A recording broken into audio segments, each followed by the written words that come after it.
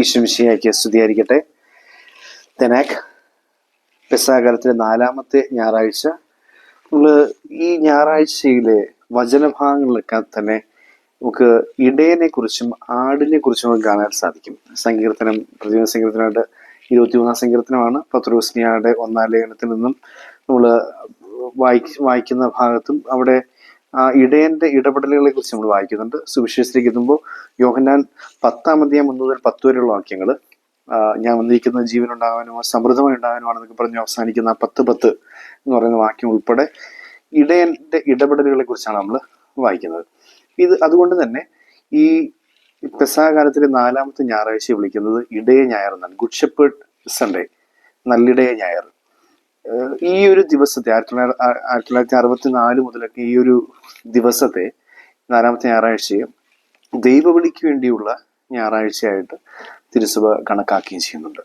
അപ്പോൾ ഇന്ന് ഈ വചനഭാഗത്തേക്ക് വരുമ്പോൾ ഈശോ ഇങ്ങനെ വാതുവരാതെ നല്ല ഇടയനാണ് താനെന്ന് പറയുന്നതിനെ കുറിച്ച് വിശദീകരിക്കുകയാണ്. ഞാൻ എൻ്റെ ആടുകൾ എൻ്റെ സ്വരം കേൾക്കും, ഞാൻ അവയെ വാതിലിൽ നിന്നും പുറത്തേക്ക് കൊണ്ടുവരും, അവയെ എന്നെ അനുഗമിക്കും എന്നൊക്കെ പറഞ്ഞു വന്നിട്ട് ഈശോയ്ക്ക് കൊണ്ട് തൃപ്തി പോരാ. അവസാനം ഈ വാതിലിൽ നിന്നും പുറത്തേക്ക് കൊണ്ടുവരുന്നൊക്കെ പറയുന്ന കാര്യം വിട്ടുകളഞ്ഞിട്ട് ഈശോ പറയുകയാണ്, ഞാൻ തന്നെയാണ് വാതിൽ, ഞാനാണ് വാതിൽ, ഞാനാണ് ആടുകളുടെ വാതിൽ എന്നൊക്കെ പറഞ്ഞു ഞാൻ ആ വാതിലായി കുറുകെ കിടക്കും. അങ്ങനെ കിടക്കുന്നിടത്തോളം ഒരാടും എന്നെ വിട്ട് പുറത്തേക്ക് പോകത്തില്ല, ഒരാടിനെയും പുറത്തുനിന്ന് ആരും വന്ന് ദ്രോഹിക്കത്തുമില്ല, ഞാൻ വാതിലായി തന്നെ നിലകൊള്ളും എന്നൊക്കെ പറയുന്നുള്ള വളരെ മനോഹരമായിട്ടുള്ള അവതരണമാണ് നമുക്ക് കാണാൻ സാധിക്കുക.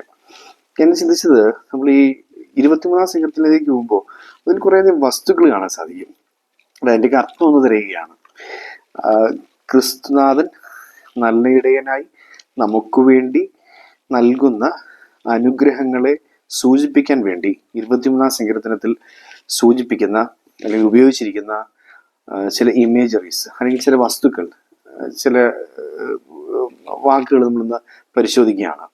നമ്മൾ ഓർക്കേണ്ട ഒരു കാര്യം, ഒരു നല്ല ഇടയനാകുക എന്ന് പറയുമ്പോൾ ഒരു വൈദികനെ മാത്രം അല്ലെങ്കിൽ മെത്രാനെ മാത്രം സംബന്ധിക്കുന്നതല്ല. ഒരു വീട്ടിൽ അപ്പൻ നല്ല ഇടയനാണ്. അപ്പൊ ഈ നല്ല ഇടയനായി തനിക്കേൽപ്പിക്കപ്പെട്ടിരിക്കുന്ന ആടുകൾക്ക് വേണ്ടി ജീവിക്കാൻ എന്തൊക്കെ ചെയ്യണം അല്ലെങ്കിൽ എന്തൊക്കെ ഉണ്ടാവണം എന്നൊരു ഓർമ്മപ്പെടുത്തൽ കൂടിയാണ് ഈ വചനഭാഗം. നമുക്കിതിനെ ഈശോ നമുക്ക് നൽകുന്ന അനുഗ്രഹങ്ങളായിട്ട് നമുക്ക് കണക്കാക്കാം. ഒന്നാമത് നമ്മൾ വായിക്കുന്ന ഇങ്ങനെയാണ്, കർത്താവിൻ്റെ ഇടയനാവുന്നു, എനിക്കൊന്നിനും കുറവുണ്ടാകുകയില്ല, പച്ച പുൽത്തകടിയിലേക്ക് അവിടെ നിന്നെ നയിക്കുന്നു, പച്ച പുൽത്തകടിയിലേക്ക് നയിക്കുന്നു. അവിടെ എനിക്ക് വിശ്രമം വരളുന്നു എന്നാ പറയുന്നത്. പച്ച പുൽത്തകടിയിലേക്ക് നയിച്ച് അവിടെ വിശ്രമം വരളുന്നു. 23-ാം സങ്കീർത്തനത്തിൽ 2-ാമത്തെ വാക്യം. ഈ നമ്മൾ പച്ച പുൽത്തകടി സുവിശേഷത്തിൽ എവിടെയെങ്കിലും കാണുന്നതെന്ന് നോക്കിക്കഴിഞ്ഞാൽ യോഹന്നാൻ സുവിശേഷം 6-ാം അധ്യായം 10-ാം വാക്യത്തിൽ അപ്പം വർദ്ധിപ്പിച്ച് നൽകാൻ നേരം പറയുന്നുണ്ട്, അവരെ അവിടെ ഇരുത്തുവൻ എന്ന് പറയുന്നുണ്ട്. ആളുകളെ ഭക്ഷണത്തിന് ഇരുത്തുവൻ, അവിടെ ധാരാളം പുല്ലുണ്ടായിരുന്നു എന്ന് പറയുന്നുണ്ട്. അപ്പം വിശ്രമം നൽകിക്കൊണ്ട് അവരെ ഒരുക്കി ഇരുത്തി ഭക്ഷണം വിളമ്പുന്ന ദൈവത്തെക്കുറിച്ച് പറയുന്ന 6-ാം അധ്യായത്തിലെ അപ്പം വർദ്ധിപ്പിക്കുന്ന ഭാഗത്ത് നമ്മളിത് കാണുന്നുണ്ട്.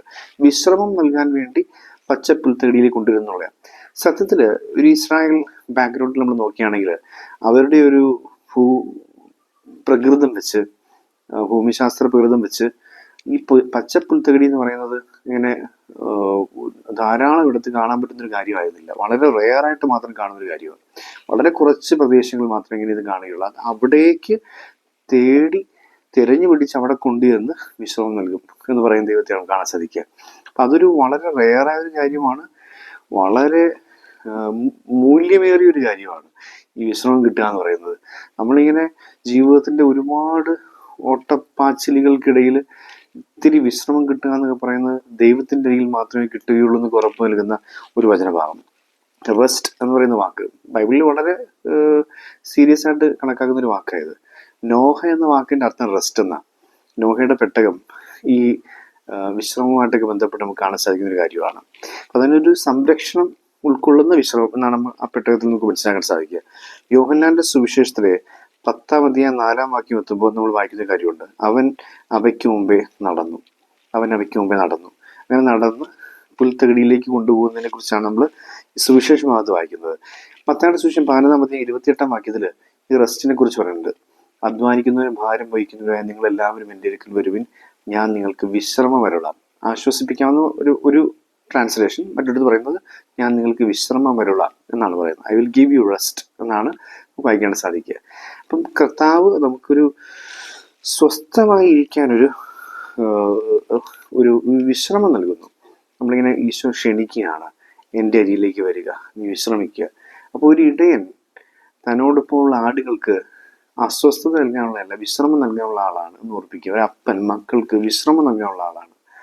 രണ്ടാമത്തെ വാക്ക് നമ്മൾ കാണുന്നത് പ്രശാന്തമായ ജലാശയത്തിലേക്ക് അവിടെ നിന്ന് നയിച്ചു. പ്രശാന്തമായ ജലാശയം 21 സങ്കീർത്തനത്തിലെ 2-ാം വാക്യത്തിൽ തന്നെയാണ് നമ്മൾ കാണുന്നത് പ്രശാന്തമായ ജലാശയം. എന്താണ് ഈ പ്രശാന്തമായ ജലാശയം? സ്റ്റിൽ വാട്ടേഴ്സ് എന്ന് പറയുന്നത് യഥാർത്ഥത്തിൽ വളരെ വലിയൊരു അർത്ഥം അതിനകത്തുണ്ട്. ഈ യുദ്ധ കലുഷിതമായൊരു പ്രദേശത്താണ് ജനം ജീവിക്കുന്നതെങ്കിൽ സ്വാഭാവികമായും എപ്പോഴും അങ്ങോട്ടും ഇങ്ങോട്ടുമൊക്കെ ഈ യുദ്ധവുമായി ബന്ധപ്പെട്ട് കുതിരപ്പടയാളികൾ അതുവഴി കടന്നു പോകും. അപ്പോൾ ഈ കുതിര ഇങ്ങനെ കടന്നു പോയി കഴിയുമ്പോഴത്തേക്ക് വളരെ വേഗത്തിൽ കടന്നുപോയി കഴിയുമ്പോൾ ഈ ജലാശയം മുഴുവൻ ഇളകി ചെളിയായി മാറി അതിനൊരു സ്വച്ഛത ഇല്ലാതെ പോവുകയാണ്. പക്ഷെ യുദ്ധമില്ലാത്തൊരവസ്ഥ, സ്വസ്ഥമായൊരിടം, അതിൻ്റെ പ്രതീകമാണ് ഈ സ്വച്ഛ ജലാശയം എന്ന് പറയുന്നത്, പ്രശാന്തമായ ജലാശയം എന്ന് പറയുന്നത്, സ്റ്റിൽ വാട്ടർ. അവിടെ ആ പ്രദേശത്ത് വേറെ പ്രശ്നങ്ങളൊന്നുമില്ല. നിനക്ക് സമാധാനം ഞാൻ തരും എന്നാണ് ആ വാക്കിനർത്ഥം. വിശ്രമം തരും, സമാധാനം തരും. ഈ സമാധാനം തരും എന്ന് പറയുന്ന ഈ ഭാഗം നമ്മൾ വായിക്കുമ്പോൾ യോഹന്നാന്റെ സുവിശേഷം 14-ാം അധ്യായത്തിൽ 27-ാം വാക്യത്തിൽ ഈശോ പറയുന്നുണ്ട്, ഞാൻ നിങ്ങൾക്ക് സമാധാനം നൽകുന്നു, ഞാൻ നൽകുന്ന സമാധാനം നിങ്ങൾ സ്വീകരിക്കുവാൻ, ലോകം നൽകുന്ന സമാധാനമല്ല അത് എന്ന് ഈശോ എടുത്തു പറയുന്നുണ്ട്. ശാലോം. ഈശോ നൽകുന്ന വളരെ സ്പെഷ്യലായിട്ടുള്ള സ്റ്റിൽനെസ്, സമാധാനത്തിലേക്ക് ഈശോ നമ്മളെ ക്ഷണിക്കുകയാണ്. തൊട്ടടുത്ത വരിയിൽ നമ്മൾ വായിക്കുന്നത് ഇങ്ങനെയാണ്, അവിടുന്ന് ഉന്മേഷം നൽകി നീതിയുടെ പാതയിൽ എന്നെ നയിക്കുന്നു. 21-ാം സങ്കീർത്തനത്തിലെ 3-ാം വാക്യം, അവിടുന്ന് എനിക്ക് ഉന്മേഷം നൽകി നീതിയുടെ പാതയിലൂടെ നയിക്കുന്നു. ഈ വിശ്രമം നൽകുമ്പോൾ അത് ഉന്മേഷത്തിലേക്ക് നയിക്കുന്നു. ഈ സ്വച്ഛമായ ജലാശയം സമാധാനം നൽകുമ്പോൾ അത് നീതിയുടെ പാതയിലൂടെയുള്ള നടത്തിയാണ്. നീതിയുടെ പാതയിലൂടെ നടക്കുന്നതിന് സമാധാനം കിട്ടുന്നു. അപ്പൊ ഇതിങ്ങനെ ഒരു പാരലൽസ് നമുക്ക് ഈ സങ്കീർത്തനത്തിൽ കാണാൻ സാധിക്കും. ഈ പച്ച പുൽത്തകിടി എന്ന് പറയുന്നത് ഉന്മേഷത്തിലേക്ക് നയിക്കുന്നത്, നീതിയുടെ പാതയിലൂടെ നയിക്കപ്പെട്ട് സമാധാനത്തിൽ, അതായത് പ്രശാന്ത ജലാശയത്തിൽ എത്തിച്ചേരാൻ സാധിക്കും എന്നുള്ളൊരു പാരലൽസ് നമുക്ക് അവിടെ കാണാൻ സാധിക്കും. ഇപ്പൊ ഇവിടെ നീതിയുടെ പാത വളരെ പ്രധാനപ്പെട്ട, അവിടെ നിന്ന് നീതിയുടെ പാതയിലൂടെ നയിക്കുന്നു. എന്നിട്ട് അടുത്ത വരിയിലാണ് നമുക്ക് 21-ാം സങ്കീർത്തനം 4-ാം വാക്യത്തിൽ നമ്മൾ രണ്ട് കാര്യങ്ങളെ കുറിച്ചാണ്, അവിടുത്തെ ഊന്നുവടിയും ദണ്ഡും എനിക്ക് ഉറപ്പേകുന്നു. ഊന്നുവടിയും ദണ്ഡും എനിക്ക് ഉറപ്പേകുന്നു. കാരണം എന്നെ മരണത്തിന്റെ താഴ്വരയിലൂടെ അവിടുന്ന് വഴി നടത്തുമ്പോഴും എനിക്ക് ഭയപ്പെടേണ്ട ആവശ്യമില്ല. കാരണം അവിടുത്തെ ഊന്നുവടിയും ദണ്ഡും എനിക്ക് ഉറപ്പേകുന്നു. എന്താണ് ഊന്നുവടി, എന്താണ് ദണ്ഡ്? ഊന്നുവടി എന്ന് പറയുന്നത് അനേകം അർത്ഥങ്ങൾ ഉൾക്കൊള്ളുന്നതാണ്. അതായത് ഒരു ആട് കുഴിയിൽ പോയാൽ ഈ ഊന്നുവടി കൊണ്ട് അത് നീട്ടിക്കൊടുത്ത് അതിനെ പിടിച്ച് വെളിയിലേക്ക് കൊണ്ടുവരാൻ ഈ ഊന്നുവടി ഉപയോഗിക്കാറുണ്ടായിരുന്നു. വലിയ ഒരു ആട്ടിൻപറ്റം ഇങ്ങനെ ഒരുമിച്ച് പോകുമ്പോൾ അതിങ്ങനെ ചേർത്ത് നിർത്തി കൊണ്ടുപോകാൻ വേണ്ടി ഈ ഊന്നുവടി ഉപയോഗിക്കാറുണ്ട്.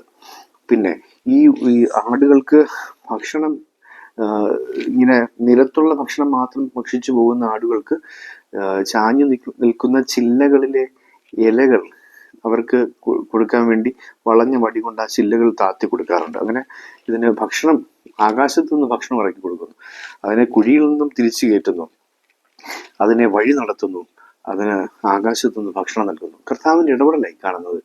കർത്താവ് നമ്മളെ കുഴിയിൽ നിന്നും പുറത്തു കൊണ്ടുവരുന്നു, നമ്മളെ വഴി നടത്തുന്നു, ആകാശത്തു നിന്ന് കൃപകൾ താഴേക്ക് ചായച്ച് നൽകുന്നു. അപ്പൊ ഈ സ്റ്റാഫ്, ഊന്നുവടി എന്ന് പറയുന്നതിൽ ഇത്രയും അർത്ഥങ്ങൾ നമുക്ക് കാണാനായിട്ട് സാധിക്കും. ദണ്ഡ് എനിക്ക് ഉറപ്പുവരുന്നു. ദണ്ഡ് എന്ന് പറയുന്നത് നമ്മളെ സംരക്ഷിക്കാൻ വേണ്ടി അവൻ്റെ കയ്യിൽ അവൻ പിടിച്ചിരിക്കുന്ന, ശത്രുക്കളിൽ നിന്നും സുരക്ഷിതത്വം നൽകുവാൻ, സംരക്ഷണം നൽകാൻ വേണ്ടി ഉപയോഗിക്കുന്ന ദണ്ഡിനെ കുറിച്ചാണ് പറയുന്നത്. അവിടുന്ന് നമുക്ക് സംരക്ഷണം നൽകുന്നു. സംരക്ഷണം നൽകി കുഴിയിൽ നിന്നും പുറത്തെടുത്ത് വഴി നടത്തി അനുഗ്രഹങ്ങൾ ചായച്ചു നൽകുന്ന ഊന്നുവടിയും ദണ്ഡുമാണ് നമുക്ക് കാണാൻ സാധിക്കുക. നമുക്ക് 4-ാമത് നമ്മൾ വായിക്കുന്ന ഇതാണ്, വിരുന്നൊരുക്കുന്നു. ശത്രുക്കളുടെ മുമ്പിൽ വിരുന്നൊരുക്കുന്നു. 21-ാം സങ്കീർത്തനം 5-ാം വാക്യം, ശത്രുക്കളുടെ മുമ്പിൽ വിരുന്നൊരുക്കുന്നു. ഇത് ഗോഡ്സ് പ്രൊവിഡൻസ് എന്നാണ് പറയുന്നത്, ദൈവപരിപാലന. ഏത് ഇടത്ത് നീ ചെന്ന് പെട്ടാലും നിന്നെ ഞാൻ കാത്തോളും, നിനക്ക് വേണ്ടതൊക്കെ ഞാൻ തന്നോളും, നിന്റെ വിരുന്ന് അവിടെ റെഡിയാണ്. ഗോഡ്സ് പ്രോവിഡൻസ്, ദൈവപരിപാലന എന്ന് പറയുന്നൊരു വാക്ക് നമ്മൾ വളരെ കാര്യമായിട്ട് ചിന്തിക്കേണ്ടതും ധ്യാനിക്കേണ്ടതുമാണ്. അതാണ് ഇവിടെ നമുക്ക് കാണാൻ സാധിക്കും. വിരുന്ന് എന്നുകൊണ്ട് അർത്ഥമാക്കുന്നത് ആ ദൈവപരിപാലനയാണ്. ആ വിരുന്ന് ദിവ്യബലി തന്നെയാണ്. ദിവ്യബലി എന്ന വിരുന്നിലൂടെ നമുക്ക് കിട്ടുന്ന ദൈവപരിപാലനയിൽ നമുക്ക് ആശ്രയിക്കാം. 5-ാമത് തൈലം കൊണ്ട് അഭിഷേകം ചെയ്യുന്നു. തൈലം കൊണ്ട് അഭിഷേകം എന്ന് പറയുമ്പോൾ നമ്മൾ പെട്ടെന്ന് ചിന്തിക്കുന്നത് രാജാക്കന്മാരെയോ പുരോഹിതന്മാരെയോ അഭിഷേകം ചെയ്യുന്നതിനെ കുറിച്ചാണ്. 21-ാം സങ്കീർത്തനം 5-ാം വാക്യം. പക്ഷേ ഇവിടെ ഈ ആടിന് ഇടയൻ എന്തിനാണ് തൈലം കൊണ്ട് അഭിഷേകം ചെയ്യുന്നത് വെച്ചാൽ 2 കാര്യങ്ങൾക്കാണ്. ഒന്ന്, അതിൻ്റെ ശിരസിൽ മറ്റ് ജന്തുക്കൾ, മറ്റ് പ്രാണികൾ വന്ന് അതിനെ ആക്രമിക്കാതിരിക്കാൻ വേണ്ടി തൈലം പുരട്ടി കൊടുക്കുന്ന രീതി ഉണ്ടായിരുന്നു. അപ്പോൾ അതിന് ആ ചൂട് പ്രദേശത്തൂടെ ഇത് പോകുമ്പോൾ ഈ മറ്റ് പ്രാണികൾ അത് വന്ന് ആക്രമിക്കാതെ അല്ലെങ്കിൽ അതിനെ ബുദ്ധിമുട്ടിക്കാതെ അതിൻ്റെ കണ്ണിലൊക്കെ വന്നിരിക്കുക അതിന് തൈലം പുരട്ടി കൊടുക്കുന്ന രീതി ഉണ്ടായിരുന്നു. അവനെ അവൻ്റെ ശിരസിനെ സുരക്ഷിതമാക്കുന്നു. രണ്ടാമത്തെന്ന് പറയുന്നത് ഈ ചില മുൾപടർപ്പിനിടയിലൊക്കെ കുടുങ്ങിപ്പോകുന്ന ആടുകൾ പുറത്തേക്ക് വരും. തലയിൽ മുറിവുണ്ട്. ഈ തലയിലെ മുറിവിനെ വളരെ ഗൗരവപൂർവ്വം പരിഗണിച്ചിട്ട് അത് ആ മുറിവ് വെച്ച് കിട്ടുന്നു എന്നൊരർത്ഥം കൂടിയുണ്ട്. ഈ തൈലം കൊണ്ട് അഭിഷേകം ചെയ്യുന്നു എന്ന് അർത്ഥമാക്കുന്നത്. നമ്മൾ സാധാരണ കാണുന്ന പുരോഹിതന്റെയും പ്രവാചകന്റെയും അഭിഷേകത്തെ കുറിച്ചല്ല ഇവിടെ പറയുന്നത്. അതും ഈ ഒരു തൈലാഭിഷേകമായിട്ട് നമുക്ക് ബന്ധപ്പെടുത്തി ചിന്തിക്കാമെങ്കിൽ പോലും ഇവിടെ പറയുന്നത് ഇടയന്റെ ആ സൗഖ്യം നൽകാനുള്ള ഇടപെടലിനെ കുറിച്ചാണ്. ഇടയൻ സൗഖ്യം നൽകാൻ വേണ്ടി ഇടപെടുന്നു എന്നുള്ളതാണ്. നമ്മുടെ വേദനകളെ അവന്റെ സ്നേഹതൈലം കൊണ്ട് അവൻ സുഖപ്പെടുത്തുന്നുള്ളതാണ് നമുക്ക് മനസ്സിലാക്കി സാധിക്കാം. ആറാമതായിട്ട് പാനപാത്രം കവിഞ്ഞൊഴുകുന്നു. എന്താണ് ഈ പാനപാത്രം കവിഞ്ഞൊഴുകുന്നു? അത് കർത്താവിന്റെ കരുണ സമൃദ്ധമായിട്ട് കടന്നു വരും എന്നുള്ളതിനെ കുറിച്ചാണ്. ഈ നമ്മുടെ 5 അപ്പം 5000 പേർക്ക് വേണ്ടി വർദ്ധിപ്പിച്ച് നൽകിയപ്പം മിച്ചം വന്ന അപ്പം 12 കുട്ട നിറയെ ശേഖരിച്ചു എന്ന് പറയുന്നുണ്ട്. കർത്താവിന്റെ കരുണയ്ക്ക് അറുതിയില്ല. ഇങ്ങനെ കർത്താവിന്റെ കരുണയ്ക്കൊരു അതിരില്ല. അതിങ്ങനെ സമൃദ്ധമായിട്ട് ഒഴുകിക്കൊണ്ടിരിക്കുകയാണ്. ഈ കവിഞ്ഞൊഴുകുന്ന പാനപാത്രം എന്ന് പറഞ്ഞുകൊണ്ട് പറയുകയാണ്. നമുക്ക് മതിയായി എന്ന് പറഞ്ഞാലും കർത്താവ് കരുണ തന്നുകൊണ്ടിരിക്കുന്നു. കർത്താവിന്റെ കരുണ നമ്മളിലേക്ക് ഒഴുകിക്കൊണ്ടിരിക്കുന്നു. ഇതാണ് കവിഞ്ഞൊഴുകുന്ന പാനപാത്രം എന്നുകൊണ്ട് അർത്ഥമാക്കുന്നത്. അപ്പൊ ഈ തൈലത്തിലൂടെയുള്ള സൗഖ്യം കർത്താവിന്റെ നന്മയെയും, കവിഞ്ഞൊഴുകുന്ന പാനപാത്രം കർത്താവിന്റെ കരുണയും, നന്മയും കരുണയും സൂചിപ്പിക്കുന്നു. അതാണ് അടുത്ത വരി പറയുന്നത്. അവിടുത്തെ നന്മയും കരുണയും എന്നെ അനുഗമിക്കുന്നു. കർത്താവിന്റെ ആലയത്തിൽ ഞാൻ എന്നേക്കും വസിക്കും. ഇതെല്ലാം കിട്ടുന്നുണ്ടെങ്കിൽ ഞാൻ പിന്നെ എവിടെ പോകാനാ? ഞാൻ ആ ഇടയന്റെ ആലയ്ക്കുള്ളിൽ, ദേവാലയത്തിനുള്ളിൽ വസിക്കും. അവനായിരിക്കും എൻ്റെ വാതിൽ. അവൻ എന്നെ ദൈവപരിപാലനയിലൂടെ, സൗഖ്യത്തിലൂടെ, നന്മയിലൂടെ, കരുണയിലൂടെ, സംരക്ഷണത്തിലൂടെ, വഴിനടത്തലിലൂടെ, കൃപകളുടെ ഭക്ഷണം നൽകുന്നതിലൂടെ ഒക്കെ ഇങ്ങനെ മുമ്പോട്ട് കൊണ്ടുപോയിക്കൊണ്ടിരിക്കും. ആ നല്ല ഇടയനായി മാറാൻ ഉള്ള ഈ ദൈവവിളി ഞായറായതുകൊണ്ട് നമുക്ക് അതുകൂടി പ്രാർത്ഥിക്കാം. നല്ല ഇടയന്മാരെ നമുക്ക് ലഭിക്കാൻ വേണ്ടി പ്രാർത്ഥിക്കാം. ആർത്തിയില്ലാത്ത, അഴിമതിയില്ലാത്ത, അശുദ്ധിയില്ലാത്ത, സ്വാർത്ഥതയില്ലാത്ത, പ്രതികാര ചിന്തയില്ലാത്ത നല്ല ഇടയന്മാർ ലഭിക്കുന്നതിന് വേണ്ടി കൂടി നമുക്ക് പ്രാർത്ഥിക്കാം.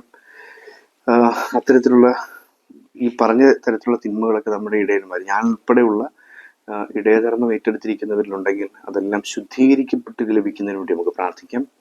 കൂടുതൽ ദൈവവിളി ഉണ്ടാകുന്നതിന് വേണ്ടി പ്രാർത്ഥിക്കാം. എല്ലാ മനുഷ്യരിലും ഒരു ഇടയധർമ്മം ഉണ്ടെന്ന ബോധ്യത്തിൽ ഈ കാര്യങ്ങൾ അവരുടെ ജീവിതത്തിൽ അനുവർത്തിക്കാനുള്ള കൃപകൾക്കായി കൂടി നമുക്ക് പ്രാർത്ഥിക്കാം. ദൈവം നമ്മെ അനുഗ്രഹിക്കട്ടെ.